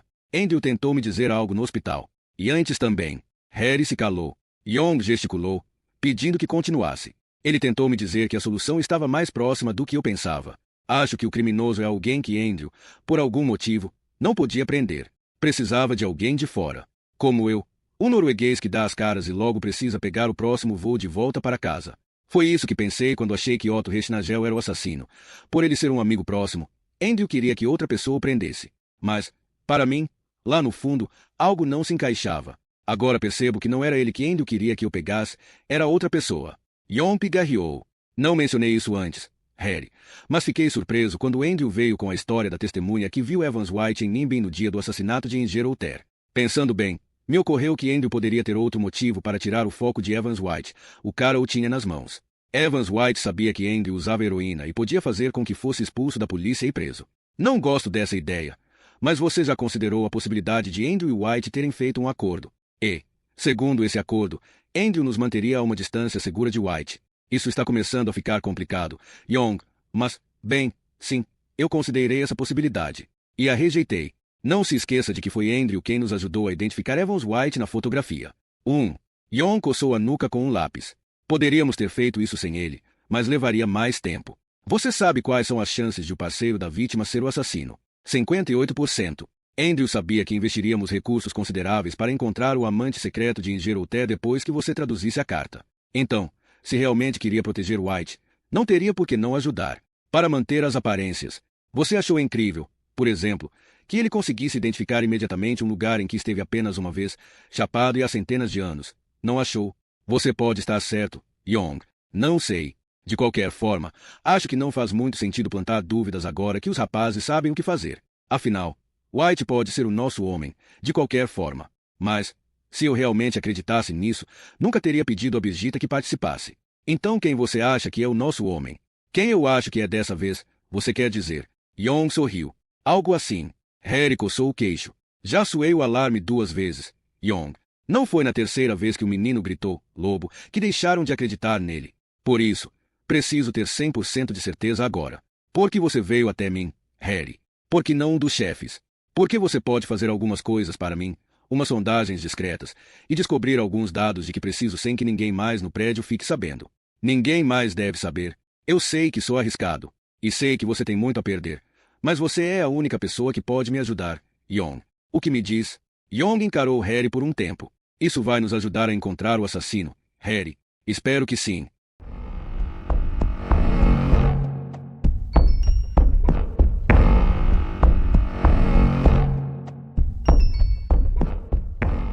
Capítulo 48. O plano. Bravo. Responda. O rádio chiou. O rádio está funcionando, disse Lebi. Como estão as coisas por aí? Bem, respondeu Harry. Ele estava sentado na cama arrumada e olhava para a fotografia de Brigitta no criado mudo. Era uma foto da Crisma. Ela parecia jovem, séria e estranha. O cabelo cacheado e nada de sardas, pois a imagem estava superexposta. Ela não era bonita. Brigitta tinha dito uma vez que deixava a fotografia ali como incentivo para os dias ruins. Uma prova de que havia feito progressos, apesar de tudo. Qual é o cronograma? Perguntou Lebi. Ela sai do trabalho daqui a 15 minutos. Estão no Albury ajustando a escuta e o radiotransmissor agora mesmo. E vão levá-la de carro até Darlinghurst Road. Negativo. Não sabemos em que ponto White está. Ele pode vê-la descendo de um carro e ficar desconfiado. Ela vai caminhar do Albury até lá. Watkins entrou, vindo do hall. Ótimo. Posso ficar logo depois da esquina sem que me vejam e segui-los. Teremos contato visual com ela o tempo todo, Holly. Onde você está, Holly? Aqui, senhor. Estou ouvindo. Bom saber disso, senhor. Lebi? Estou aqui, senhor. Todos em posição. Aguardando. Harry havia pensado e repensado tudo. Tinha analisado a situação de todas as perspectivas. Discutira consigo mesmo. Avaliara cada possibilidade e no fim decidirá que não importava se ela interpretaria o gesto como um clichê barato, uma atitude infantil ou uma saída fácil. Ele desembalou a rosa que tinha comprado e a colocou no copo com água ao lado da fotógrafa no criado mudo. Ele hesitou. Será que isso a distrairia? Será que Evans White começaria a fazer perguntas se visse a rosa ao lado da cama? Ele passou o indicador sobre um dos espinhos. Não. Brigitta reconheceria o incentivo. A visão da rosa fortaleceria. Ele conferiu o relógio. Eram 8 da noite. Ei, vamos acabar logo com isso? Gritou na direção da sala de estar.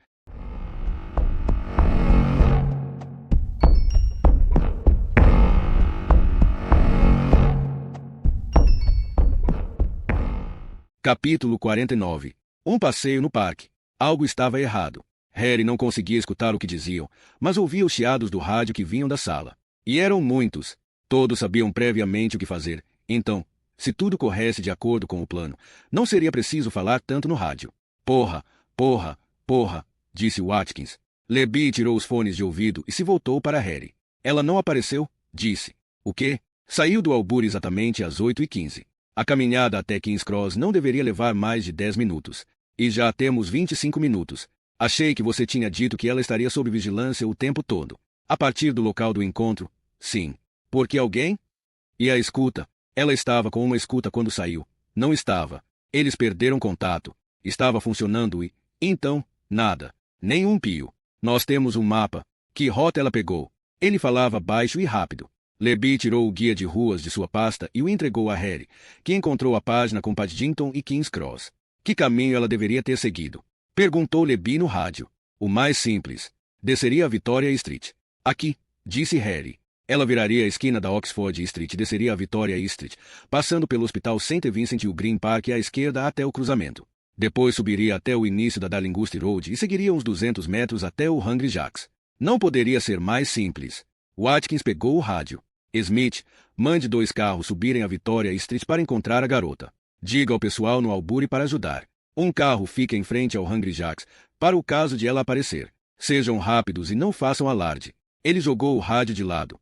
Porra, porra, porra. Que diabos está acontecendo? Será que ela foi atropelada? Roubada? Estuprada? Merda, merda, merda. Libby e Harry se entreolharam. Será que White poderia ter subido a Victoria Street e visto a senhorita em Kiss, e aí ela entrou no carro? Sugeriu Libby. Ele já a viu antes, no Albury, e pode tê-la reconhecido. O radiotransmissor, lembrou Harry. Ainda deve estar funcionando. Bravo, bravo, Watkins falando. Vocês estão recebendo o sinal do radiotransmissor? Sim. Na direção do Albury. Então ela não está longe. Rápido, rápido, rápido. Ótimo. Câmbio. Os 3 homens ficaram em silêncio. Libby encarou Harry. Pergunte se eles viram o carro de White, pediu Harry. Bravo. Responda. Libby falando. E quanto ao Holden preto? Alguém já viu o carro? Negativo. Watkins levantou num pulo e passou a andar de um lado para o outro, praguejando entre os dentes. Harry estava agachado desde que tinha entrado na sala, e só naquele momento percebeu que os músculos da coxa tremiam. O rádio chiou. Charlie, bravo falando. Câmbio. Libby apertou o botão do viva voz. Charlie falando. Bravo. Prossiga. Sols falando. Encontramos a bolsa com o radiotransmissor e a escuta no Green Park. A garota simplesmente evaporou. Na bolsa? Perguntou Harry. Ela não devia estar com a escuta no corpo. Watkins fez uma careta. Esqueci de dizer, mas discutimos o que aconteceria se ele a agarrasse. Se a abraçasse. Bem, você sabe. Desse o bote. A senhorita em Kiss concordou que seria mais seguro levar o equipamento na bolsa. Harry já vestia a jaqueta. Aonde você vai? Perguntou Libby. Ele estava esperando por ela. Respondeu Harry. Talvez a tenha seguido desde o Albury. Ela nem sequer teve chance de gritar. Meu palpite é que usou um pano com éter. Do mesmo modo que fez com Otto Rechtnagel. No meio da rua? Perguntou Libby num tom cético. Não. No parque. Estou indo agora. Tenho um conhecido por lá. Joseph piscava sem parar. Estava incrivelmente bêbado. Acho que ficaram ali se agarrando. Harry. Você já disse a mesma coisa 4 vezes, Joseph. Como ele era? Para que direção eles foram? Ele tinha um carro. Mickey e eu comentamos, quando ele passou arrastando a moça, que ela estava ainda mais bêbada que a gente. Acho que Mickey ficou com inveja. Ha. Diga oi para Mickey. Ele é da Finlândia. Mickey estava deitado no outro banco, completamente apagado. Olhe para mim, Joseph. Olhe para mim. Preciso encontrá-la. Está entendendo? O cara provavelmente é um assassino. Estou tentando, Harry. Estou tentando de verdade. Merda. Eu gostaria de poder ajudar. Joseph estreitou os olhos e gemeu ao dar uma pancada na testa com a mão fechada. A luz é tão fraca no parque que eu não vi muita coisa. Acho que ele era bem grande. Gordo, alto, loiro, moreno, manco, óculos, barba, chapéu. Joseph revirou os olhos como resposta. Tem fumo? Meu amigo? Me faz pensar melhor, sabe? Mas nem todos os cigarros do mundo seriam capazes de soprar as brumas etílicas que anuviavam o cérebro de Joseph. Harry lhe deu o resto do maço e disse que perguntasse a Mickey se ele se lembrava de algo quando acordasse. Não que Harry achasse que ele se lembraria de grande coisa. Eram 2 da manhã quando Harry voltou ao apartamento de Birgitta. Libby estava sentado ao lado do rádio e o observou com olhos solidários. Deu com os burros em água. Não? Nada feito. Que burros? Harry não entendeu a expressão logo de cara, mas assentiu. Nada feito, disse, largando o corpo em uma cadeira. Como está o clima na sede da polícia? Perguntou Libby. Harry tateou os bolsos à procura de um cigarro. Então lembrou que tinha dado o maço a Joseph. A um passo do caos. Watkins está quase enlouquecendo, e há viaturas rodando pela cidade como galinhas sem cabeça, com a sirene ligada. A única coisa que sabem a respeito de White é que ele saiu de Nimbin hoje cedo e pegou o voo das 4 da manhã para Sydney. Desde então, ninguém o viu. Ele pegou um cigarro de Libby, e os dois fumaram em silêncio. Vá para casa e durma algumas horas, Sergei. Vou passar a noite aqui para o caso de Birgitta aparecer. Deixe o rádio na escuta, para eu me manter informado. Eu posso dormir aqui, Harry. Harry fez que não. Vá para casa. Eu ligo se acontecer alguma coisa. Libby cobriu a careca lustrosa com o boné do Sydney Bears. Ele se deteve à porta. Nós a encontraremos, Harry. Eu sinto que a encontraremos.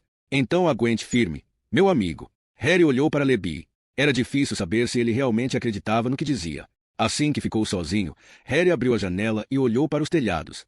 Tinha esfriado um pouco, mas o ar ainda estava morno e carregado dos cheiros de cidade, gente e comida de todos os cantos da terra. Era uma das noites de verão mais bonitas do planeta, em uma das cidades mais bonitas do planeta. Harry olhou para o céu estrelado. Uma imensidão de pequenas luzes cintilantes que pareciam pulsar com vida própria se ele as contemplasse por algum tempo. Toda aquela beleza sem sentido. Harry avaliou seus sentimentos. Não podia se dar ao luxo de deixá-los à mostra. Ainda não, agora não. Primeiro, os sentimentos bons. O rosto de Birgitta em suas mãos, seus olhos risonhos. Os sentimentos ruins. Esses eram mantidos à distância, mas nem tanto, para que Harry pudesse avaliar a força que tinham. Sentia que estava em um submarino em um oceano muito profundo.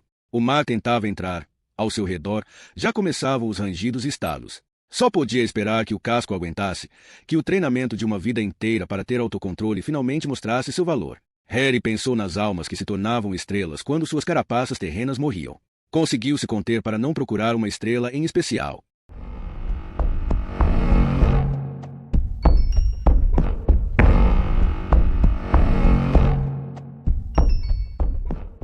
Capítulo 50. O fator pavão. Depois do acidente, Harry havia se perguntado mais de uma vez se teria trocado seu destino se fosse possível. Se teria trocado de lugar com o homem que fez um poste de cerca se dobrar em Redalsveien, que teve um enterro com honras policiais e pais enlutados, que teve sua fotografia pendurada no corredor da delegacia de Grana e que com o tempo se tornaria uma lembrança vaga mas querida para colegas e parentes. Não teria sido uma alternativa tentadora à mentira que precisava viver, que de muitas formas era ainda mais humilhante que aceitar a culpa e a vergonha. Mas Harry sabia que não teria trocado de lugar. Sentia-se feliz por estar vivo. Todas as manhãs em que acordava desnorteado no hospital por causa dos remédios, com a mente vazia, era dominado pela sensação de que algo tinha dado terrivelmente errado. Quase sempre, demorava alguns segundos sonolentos até que a mente reagisse, dissesse quem ele era e onde estava e reconstruísse sua situação de forma aterrorizante, implacável. O pensamento seguinte era que estava vivo, que ainda seguia em frente, que ainda não estava acabado. Depois da alta, ele foi encaminhado para uma consulta com um psiquiatra. Na verdade, você chegou tarde demais, disse o psiquiatra. É bem provável que seu subconsciente já tenha escolhido como lidar com o que aconteceu, então não podemos influenciar sua primeira decisão. Ele pode, por exemplo, ter optado por reprimir eventos. Se foi isso, podemos fazê-lo mudar de ideia. Harry sabia apenas que seu subconsciente lhe dizia que era bom estar vivo, e não estava disposto a correr o risco de um psiquiatra fazê-lo mudar de ideia. Aquela foi a primeira e última vez que o viu. Nos dias que se seguiram, ele também ensinou a si mesmo que era uma má estratégia tentar enfrentar todos os seus sentimentos de uma só vez. Em primeiro lugar, não tinha certeza do que sentia, ou pelo menos não tinha um panorama completo, então seria como desafiar um monstro que ele nunca tinha visto. Em segundo lugar, suas chances de vencer seriam maiores se transformasse a guerra em pequenas escaramuças, com as quais poderia formar impressões sobre o inimigo, descobrir suas fraquezas, e com o tempo, derrotá-lo. Era como colocar papel em uma fragmentadora. Se você coloca papel demais de uma vez, a máquina entra em colapso, tosse e morre engasgada. E é preciso recomeçar.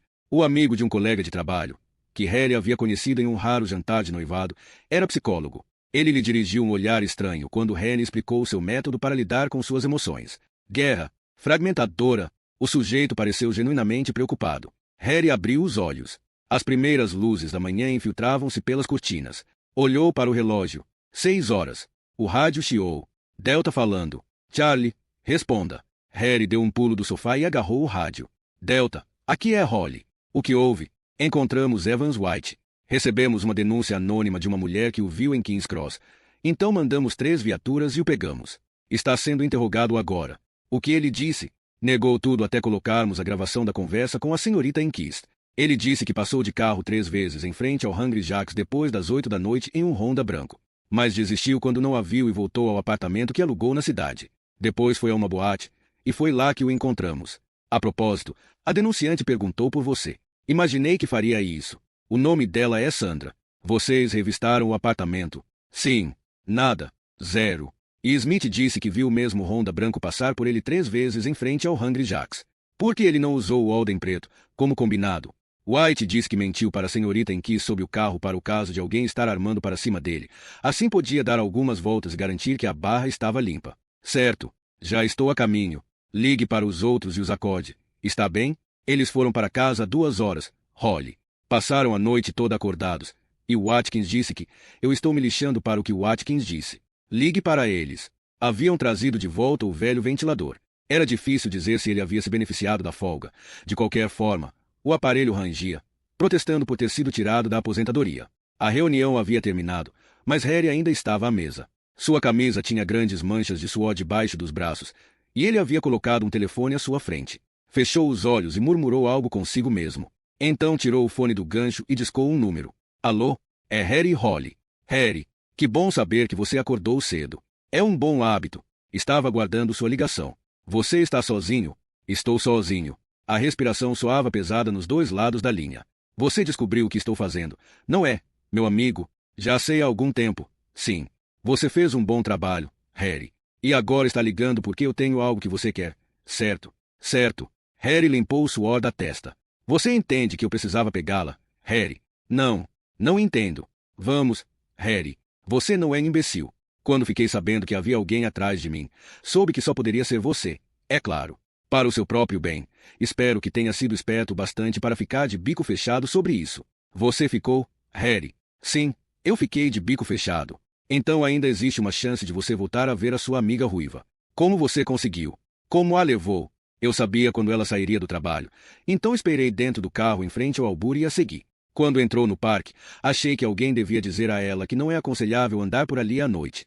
Então saí do carro e fui atrás dela. Fiz com que ela inalasse um pano que eu levava comigo, e depois disso precisei ajudá-la a entrar no carro. Harry se deu conta de que ele não tinha encontrado o radiotransmissor na bolsa. O que você quer que eu faça? Você parece nervoso, Harry. Relaxe. Não vou pedir muito. Seu trabalho é pegar assassinos, e é isso que vou pedir a você. Que continue a fazer seu trabalho. Veja bem, Birgitta me disse que o principal suspeito é um traficante, um certo Sr. Evans White. Inocente ou não, todo ano ele e outros como ele matam muito mais pessoas do que eu matei a vida inteira. E olha que é um número considerável. Acho que não preciso entrar em detalhes. Quero que você garanta que Evans White seja condenado por seus crimes. E alguns dos meus.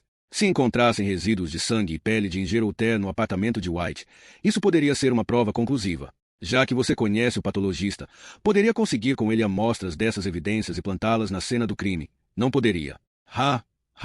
Estou brincando, Harry. Talvez eu possa conseguir isso para você. Talvez eu tenha resíduos de sangue e pele das vítimas e um ou outro fio de cabelo meticulosamente organizados em sacos plásticos em algum lugar. Afinal, nunca se sabe quando você pode precisar despistar a polícia. Harry segurou o fone suado com mais força. Tentava pensar. O homem obviamente não sabia que a polícia estava ciente do rapto de Birgitta e havia reavaliado sua opinião sobre o possível assassino. Isso significava que ela não tinha dito que estava a caminho de um encontro com White, sendo observada pela polícia. Ele a sequestrara debaixo do nariz de dezenas de policiais sem sequer se dar conta. A voz trouxe Harry de volta. Uma possibilidade tentadora, não é, Harry? O assassino ajuda você a colocar outro inimigo da sociedade atrás das grades. Bem, vamos continuar em contato. Você tem 48 horas para conseguir as acusações. Quero ouvir as boas novas no noticiário de sexta à noite. Enquanto isso, prometo tratar a ruiva com todo o respeito que se espera de um cavalheiro. Se eu não ouvir nada, sinto dizer que ela não viverá até sábado. E prometo que a noite de sexta-feira vai ser infernal. Harry desligou. O ventilador gemia e guinchava loucamente. Ele olhou para as mãos. Estavam trêmulas. O que o senhor acha? Perguntou Harry. As costas largas que permaneceram o tempo todo imóveis diante do quadro negro finalmente se moveram. Acho que devemos pegar o desgraçado, disse MC Cormac. Antes que os outros voltem, conte-me exatamente como você descobriu que era ele. Sinceramente, senhor, eu não tinha certeza. Era apenas uma de muitas teorias que me ocorreram e na qual, a princípio, eu não acreditava muito. Depois do enterro, peguei uma carona com Jim Connolly, velho companheiro de boxe de Andrew. Ele estava com a esposa, e disse que ela era contorcionista de circo quando a conheceu, que a cortejou por um ano antes de conseguir ficar com ela. No início, não pensei muito a respeito, então percebi que talvez ele estivesse sendo literal, que, em outras palavras, os dois haviam tido a oportunidade de se ver todos os dias por um ano inteiro. Lembrei-me de que a equipe de Dinchivers estava em uma tenda enorme quando eu e Andy os vimos em Little e que também havia uma feira por lá. Então pedi a Yon que ligasse para o empresário de Dinchivers para confirmar. E eu estava certo. Quando o Dinchivers sai em turnê, quase sempre acompanha um circo ou feira itinerante. Yon conseguiu os antigos itinerários por fax hoje de manhã, e descobrimos que a feira que Dinchivers acompanhou nos últimos anos também tinha uma companhia de circo até pouco tempo. A companhia de Otto Rechtnagel. Certo. Então os boxeadores de Dinchivés também estavam nas cenas dos crimes nas datas relevantes. Mas muitos deles conheciam Andrew. Andrew me apresentou apenas um. E eu deveria ter imaginado que ele não me arrastou até Little para investigar um caso de estupro não resolvido. Andrew considerava um filho. Eles tiveram trajetórias parecidas, e havia laços tão fortes entre os dois que ele pode ter sido a única pessoa na Terra que o órfão Andrew Kensington via de fato como família. Mesmo que nunca admitisse ter sentimentos fortes pelo próprio povo, acho que Andrew amava Tove Womba mais do que qualquer outra pessoa justamente porque eram da mesma raça. Por isso, Andrew não conseguiria prendê-lo. Seus conceitos morais inatos iam contra a lealdade que sentia por seu povo e o amor por Tove Womba. É difícil imaginar o conflito brutal pelo qual Andrew deve ter passado. Por isso precisava de mim, um forasteiro que poderia seguir na direção do alvo. Tove Womba! Tove Womba! Andrew descobriu que ele estava por trás de todos os assassinatos. Talvez Otto Restinagel, o amante rejeitado, desesperado, tenha contado a ele depois que Tove Womba o deixou. Talvez Andrew tenha feito Otto prometer que não iria à polícia, dizendo que resolveria o caso sem envolver nenhum dos dois. Mas acho que Otto estava quase abrindo o bico. Por um bom motivo. Ele passou a temer pela própria vida ao perceber que Tove Womba dificilmente iria querer vivo por aí um ex-amante que poderia denunciá-lo. Tove Womba sabia que Otto me conhecia e que não demoraria para que o jogo chegasse ao fim. Então planejou assassinar Otto durante o espetáculo. Como já haviam viajado juntos com um espetáculo quase idêntico, Tove Womba sabia exatamente quando atacar. Por que não fazer isso no apartamento de Otto? Afinal, ele tinha a chave. Também já me perguntei isso. Harry fez uma pausa. MC Cormac gesticulou. Harry, este velho policial aqui já tem tantas informações para absorver que qualquer nova teoria não fará diferença. O fator pavão. O fator pavão? Tove Womba não é apenas um psicopata, ele é como um pavão. Não se pode subestimar a vaidade de um pavão. Enquanto seus assassinatos de motivação sexual seguem um padrão semelhante a atos compulsivos, o assassinato do palhaço é algo bem diferente. É um ato racionalmente necessário. Entende? Nesse crime ele teve liberdade de ação. Não estava preso às psicoses que dão o tom das outras mortes. Uma chance de fazer algo espetacular de verdade. De coroar o trabalho de sua vida. O assassinato do palhaço será lembrado muito tempo depois de suas jovens vítimas terem sido esquecidas. Está bem. E Andrew fugiu do hospital para deter a polícia quando soube que iríamos prender Otto. Minha opinião é que ele foi direto ao apartamento de Otto para conversarem, para reforçar o quanto era importante que ele ficasse de boca fechada sobre Tove Womba por enquanto. Para acalmá-lo, dizendo que Tove Womba seria preso como ele havia planejado se tivesse mais algum tempo. Se eu tivesse mais algum tempo. Mas algo deu errado. Não faço ideia do que, mas estou convencido de que, afinal, foi Tove Womba quem matou Andrew Kensington. Por quê? Intuição. Bom senso. Além de um pequeno detalhe. Qual? Quando visitei Andrew no hospital, ele disse que Tove Womba o visitaria no dia seguinte. E, no hospital Saint-Etienne, os visitantes precisam se registrar na recepção. Pedi a Yon que conferisse com ele se foram registrados telefonemas ou visitas para Andrew depois que estive lá. Não estou entendendo, Harry. Se Tove Womba tivesse tido algum imprevisto, ele teria ligado para Andrew para dizer que não iria. Como não fez isso, ele não teria como saber que Andrew não estava mais no hospital antes de chegar à recepção. Depois de assinar o livro de visitantes. A não ser que o tivesse matado na noite anterior. Harry abriu as mãos. Ninguém vai visitar uma pessoa sabendo que ela não se encontra ali, senhor. Seria um longo dia. Droga, já estava sendo um longo dia, pensou Harry. Eles estavam sentados na sala de reunião com as mangas arregaçadas, tentando ser gênios. Então você ligou para um celular, disse Watkins. E acha que ele não está em casa. Ele é cauteloso. Está com Birgitta em algum outro lugar. Pode ser que a gente encontre alguém em casa. Alguém que tenha uma pista de onde é o cativeiro, sugeriu Lebi. Não, retorquiu Harry. Se ele descobrir que estivemos no apartamento, Tove Womba saberá que eu contei tudo a vocês. E Birgitta já era. Bem, ele vai precisar voltar para casa em algum momento, e nós podemos ficar lá esperando, disse Lebi. E se ele pensou nisso e puder matar Birgitta sem estar presente? Rebateu Harry. E se ela estiver amarrada em algum lugar? E Tove Womba se recusar a dizer onde? Ele olhou em volta. E se ela estiver em cima de uma bomba relógio que é ativada depois de um determinado tempo? Alto lá. Watkins deu um murro na mesa. Isso não é um desenho animado. Pelo amor de Deus. Agora o sujeito é um especialista em explosivos só porque matou algumas garotas. O tempo está passando. E não podemos mais ficar de papo para o ar. Acho que seria uma boa ideia darmos uma olhada na casa de Tove Womba. E vamos montar uma armadilha para prendê-lo se ele se aproximar do apartamento. Posso garantir. O cara não é idiota. Exclamou Harry. Vamos colocar a vida de Birgitta em risco se tentarmos uma coisa dessas. Você não entende isso. Sinto muito, Holly. Mas seu relacionamento com a garota está afetando sua capacidade de tomar decisões racionais. Nós vamos fazer o que eu disse.